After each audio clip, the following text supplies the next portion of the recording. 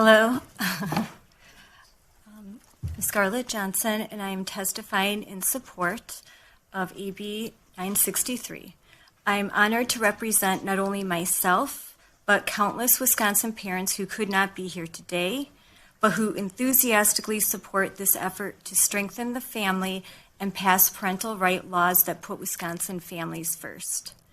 I believe this legislation serves a dual purpose of also providing some relief to school staff who do not have to feel responsible for every aspect of a student's life. As in Mequon Thiensville, it's stated in our board documents, MTSD should be involved in every facet of a child's being.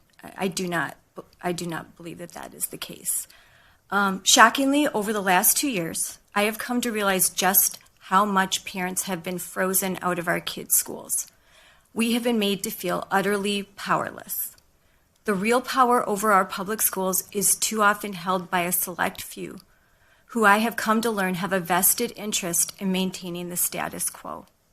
The message that parents don't have primacy over their child's education has been prevalent for years, and for too long, we have stayed silent as out-of-touch administrators, school board members, and even union leaders behaved as parents aren't smart enough to choose what's right for their own children or for the children in their community. But with tragedy came triumph. As it turns out, playing politics with our kids was the bridge too far, and now parents are fed up with being disrespected and ignored. In this unfair system, we must put in place rules so that Wisconsin families can finally exercise the full extent of their rights. Stakeholders from my district and districts all across the state routinely reach out to me asking for help in filing open records requests and FOIAs. I hear a never-ending drumbeat of complaints about unanswered requests. I understand their frustration, as I too have been routinely told the information I request about curriculum, about many issues, countless requests. This information doesn't exist. It's unable to be disclosed, that I'm asking too broad a question. If I rephrase the question, then I will get an answer that usually restates what is in board docs, nothing more. I cannot convey the level of gaslighting that parents are forced to endure. Even in my district, when a stakeholder won an expensive and lengthy open records case, our district immediately went back to court and filed an appeal rather than fulfill it. A mom in Amory, Wisconsin, repeatedly requested to know how $375,000 of ESSER funding earmarked for mental health would be spent. She was put into contact with a lawyer by the district who told her that he was not required to disclose that information. A parent from Osceola, Wisconsin, so here's a Wisconsin, something that we were just discussing, repeatedly put in open records requests for a human growth and development material for her 7th grade son. She was told the class would focus on abstinence, so she agreed to let her son participate in the class. When her son came home with fruit-flavored condoms, she knew that she had been deceived. She is still waiting on that open records request, by the way. There should exist no veil of secrecy in K-12 public education. District administrations are not psyops and in secret operations. This isn't the CIA. We're not in a Tom Clancy novel.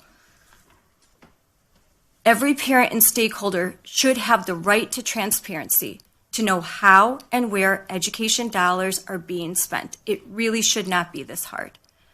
Disregard for parents and families has a top-down effect in education. Districts now operate under the notion that parents are not the clients they serve. Their concern is for the greater good of the community and the world. And of course, the definition of exactly what is the greater good isn't treated as subjective or open to a different interpretation. I am disheartened that education is increasingly driven by dogma. And what is the effect? Here are some things from my district. When masks slip below the nose of some kids, they are yelled at for killing their grandmas. Staff breaks down in front of kids.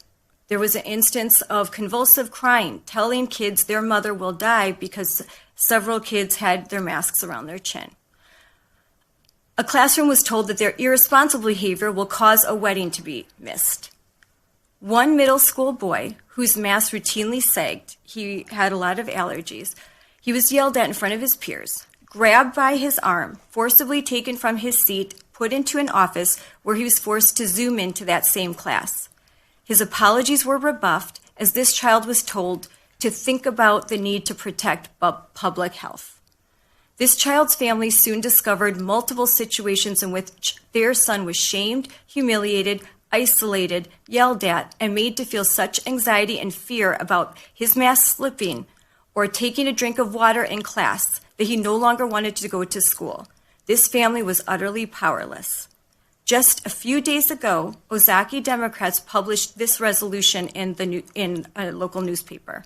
Whereas public schools have the responsibilities of parents when in their care. No, this goes too far. We do not co-parent with our school districts. We want to be partners with teachers and school administrators. Too often, the school establishment stands against parents like us who sincerely care about our children's education and their experiences while in school. This is deeply concerning to us. Schools should not be playgrounds for ideological disputes. AB 963 will help Wisconsin parents take back power, empowering them and improving outcomes for children. This legislation provides the opportunity for you to affirm the authority that should naturally exist between parent, child, and school. We all know that when it comes to raising children, parents are better than government. And that's the end of my testimony.